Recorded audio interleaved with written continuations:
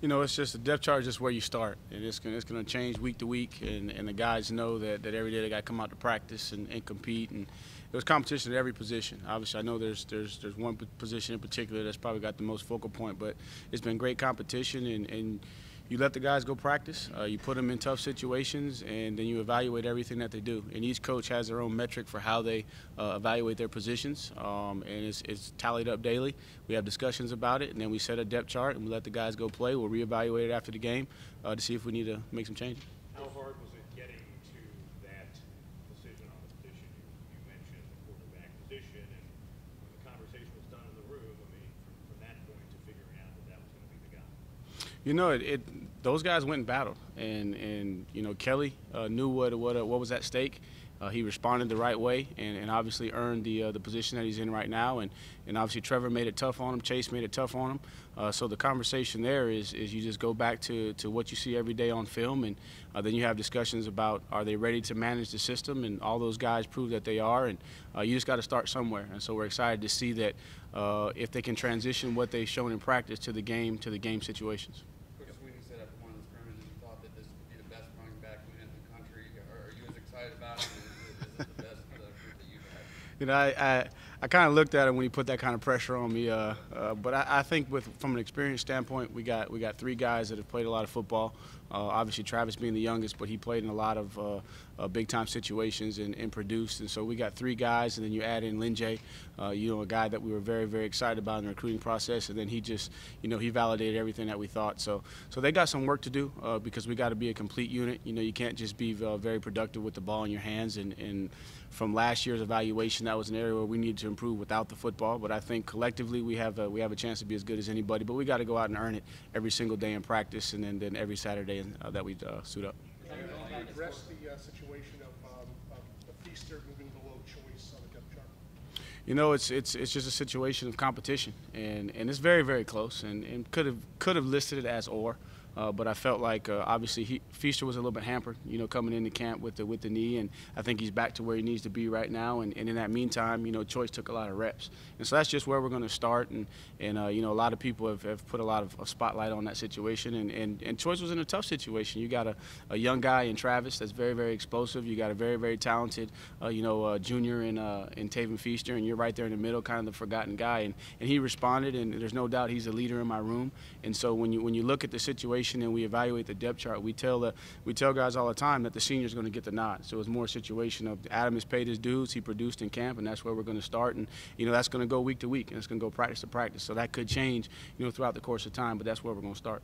Going back to the quarterback, so what's the plan with Trevor? How you're going to incorporate him into the game Saturday? That's a question for Coach Sweeney. Obviously, him and Coach Streeter spent a lot of time talking about that, and I don't know what the set plan is. I know that he said that both guys are going to play, and managing that is a delicate situation. And so I'm just excited to see how it unfolds when we get to the game. I know that he said that obviously Kelly's going to be the starter, and Trevor has earned the right to play. So don't know what the breakdown is going to be. I'm just preparing the plan, and whatever guy goes out there, that's what I'm going to work with. Do you anticipate a Game 3 or Game 4 you might still be saying those guys are going to play? That's a tough question, but the way that those guys have performed, both of them as of right now, and you can't forget about Chase Bryce. Chase Bryce is a guy that's earned the right to play some as well. So I'm just excited to get out on the field and see how those guys perform. Obviously, Kelly has played, in front of our fans in our home stadium. He's played on the road. He's proven. Obviously, we know what Trevor is capable of with his track record in high school and what we've seen on our practice field. Same thing with Chase Bryce, led his team to a state championship. So the biggest thing is we got to get to the games, see how they perform in the game situation, and then we're going to take it week by week. We can't look ahead to week 3, week 4, man. We got to focus on going 1-0 and beating Furman. For those of us that don't get to watch practice, where is Kelly ahead of those other guys? We can come out and see a glimpse and see Trevor or Chase's arm talent. Where is Kelly ahead that keeps him ahead on the depth chart? I think for Kelly, it's just his confidence right now is at an all-time high.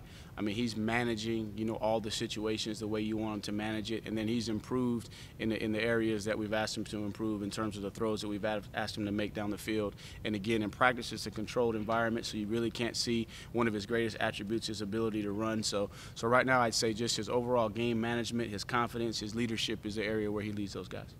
Tony, Furman was a playoff team last year, but really, you guys haven't lost to an FCS team in quite some time.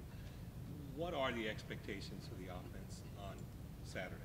The expectation is to come out and look like how we've practiced, and to be a team that can compete on our practice field against one of the best defenses in the country.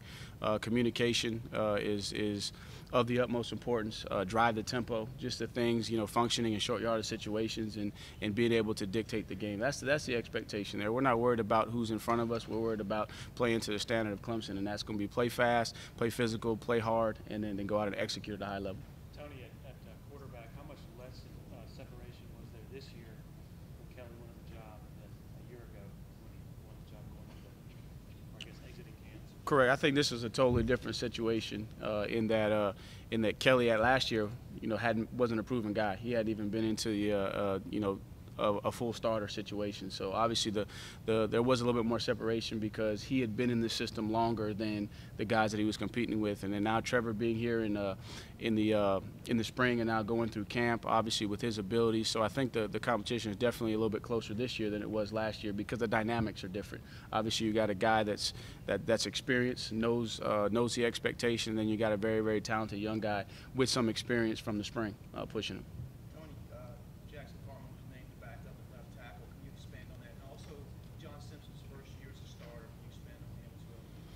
Jackson Carman was a guy that I think everybody knew physically and from a talent standpoint was a guy that we were going to try and count on early on in his career. But just with Blake Vincent, spending some time not being able to practice with his ankle, that gave Jackson an opportunity to get more reps. And then obviously he is really taking ownership of conditioning his body to be in a position to play. So that's more a function of he got a lot of reps. Blake was a little bit limited, and so now rightfully so going into the game, knowing that Jackson's ready to go, he's listed there. But I anticipate that as we go forward, it's going to be a battle between him and Blake Vincent at that backup spot there. And then again, for us, the more tackles that you have available to play, the better off you are. And John Simpson, I've said this before, I think John Simpson is one of the most talented offensive linemen that we've had come through here physically in a long time. And now it's his turn to prove me right, so to speak. But, he's a guy that unbelievably athletic, very, very strong, doesn't even know how athletic and how strong he is. Now he's got to put it all together. When the bullets are flying, he has to be able to function out there, communicate with his center, with his left tackle.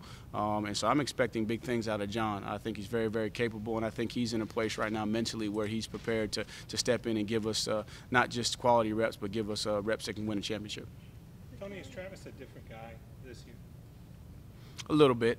I'm still pushing him to fully mature, but I'm seeing a lot more ownership, and now I think he understands the expectation of being in that lead seat. I think everybody wants to be the starter until you're named the starter, and you have to go out and perform like a starter. It's a little bit different when you know that you're coming off the bench and so to speak, one of the other guys is going out there setting the tempo. So I'm seeing a little bit more maturity there. Still got to get him to the point to where every single day it's game day. There's sometimes where he'll just be young. I mean, and again, he's just a sophomore. He's just a sophomore. He's still transitioning from a system that was totally different in high school. So there's a lot for him to learn. But I am seeing, that he's a lot more confident in his body. He talks a lot more about his weight. One thing he talks about is he's 202 and he's feeling stronger. But I just got to get him to the point that every day he understands, what the expectation of the first guy is when you run out there. How many teams would love to have T. Higgins, DeAndre Overton, and Justin Ross as the three on the depth chart at one spot? I think everybody in the country would like that situation. But one, it's just a testament to where the program is recruiting wise. Jeff does an unbelievable job with developing those guys, and again, you gotta tip your hat to a guy that can have three guys with different classifications with separation that are all ready to play. So I'm excited to see those guys go to work. And so again, that's another area that competition has started to bring the best out of all those guys. Is that what was behind Travion switching? The biggest thing for Travion is I think Travion is just now coming to his own. He's coming to his own just from a maturity standpoint, from a leadership standpoint, and he's a versatile guy. And he's been here in the system to where now, he just gives you that added depth. He's a guy that can play every position. And then also, too, when he had his opportunity to push for starting reps, you're trying to get the best guys on the field. And now he's put his name in the conversation for one of the best guys to be on the field. And so you're just trying to find spots to be able to get him on the field when you got so many talented guys. When you look at this offense, what are the biggest unknowns as you head into the first game of the season? The biggest unknowns, I think, the chemistry, because again, obviously some of the guys have been together, but you got some new guys in spots. You got a new starting tailback. Obviously, going into the first game, you got somebody new starting at tight end, new left guard, new right guard, so to speak. With Sean moving inside, hasn't played there, so there's still some questions about chemistry. Are we going to be able to come together the way we need to come together? Can we maintain the improvement in explosive plays that we saw this spring, which is something that we didn't do a good job of last year down the field. So those are some of the things. And then can we, pick up where we left off late in the season? We became a good short yardage team, being able to convert at a high rate. Can we come out the gate setting the tempo that when it's third and short that we're going to be able to go get it, whether we need to run it or throw it. Coach, you ran more plays than total plays than any team in the country last year. I know tempo has been a big emphasis. In the past, you've targeted 80 plays a game. It's very situational, but would you say that target's increased, maybe 85 plays a game? No, we're still going with the same target of 80 plays because obviously each game is going to be different. Obviously, we want to be able to drive the tempo, not so much to increase the snap count, but obviously to wear down defenses by playing fast. So I think that the increase in tempo was more so just for us to be able to control the game as opposed to extend the game by adding more snap count plays. But we still want to average about 80 a game. When and how did y'all officially tell Kelly the news? That was conversations between Coach Streeter and Coach Sweden. I'm not sure exactly when they had that sit-down conversation. And again, even when Deshaun was here, I stay in my lane. Obviously, I'm responsible for calling the plays, and I focus on the backs. And then obviously, I rely heavily on Coach Streeter and Coach Sweeney to handle the quarterback situation.